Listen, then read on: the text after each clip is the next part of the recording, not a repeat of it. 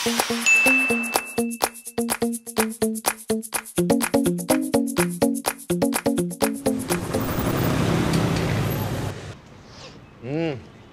na yung pamasko natin. Aga.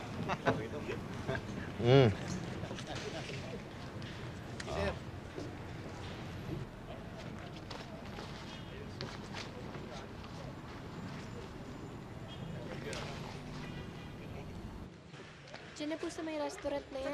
Sandali lang, Chappy eh. Sandali. Hello? Ha? Ano? Alam mo ba, may mga bisita na ako, nagpi-pleats pa yung tao mong bakla. Daldal lang daldal, parang puwet ng manok yung bunganga. Sir, sorry ho. Sabi ho ng Mrs. Yu, si Mrs. Peralta, 7:30. Ito ho nakalagay sa job order na pinirmahan niya, 7:30. 7:30, hindi pwede yun. Gagawa na to, ha? Ha? Ano problema mo? Gusto mo magkagulo pa tayo dito? Ha? Umuwi ka na. Sige na, umuwi ka na.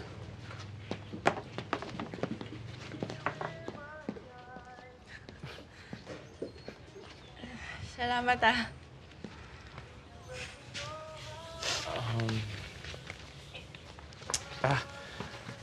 Pasensya ka na ngayon ko na nasoli itong payong.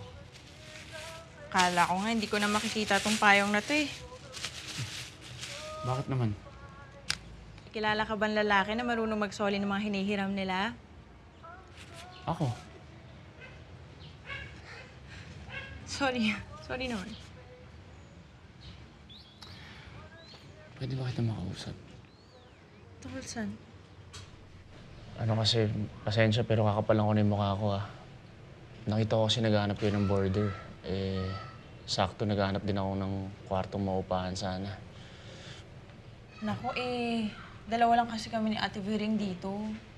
Dati may bed spacers kami. Kaso ang gulo sakit sa ulo, tsaka parang hindi sulit.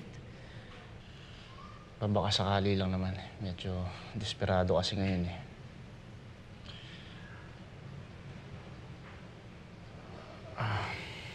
Ano kasi,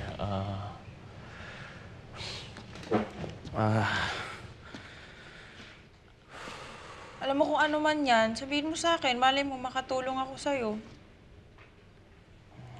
Kailangan ko kasi mag-ipon ng pera ngayon para sa operasyon sana ng tatay ko Dodonate ko sana isang kidney ko sa kanya. Pasensya ka na. Nung nagsabog kasi ang Diyos ng problema sa lupa, mukhang isang truck yung nakakuha ko Kaya lagi kang galit, no? Pansin mo rin yun, ganun talaga. Daming problema Mahirap ang buhay ngayon alam mo. Alam mo, lahat naman tayo may problema Kailangan, harapin lang natin na maayos. Teka, ano nga ba trabaho mo? Bombero ako. Makapatay ng apoy. Oh.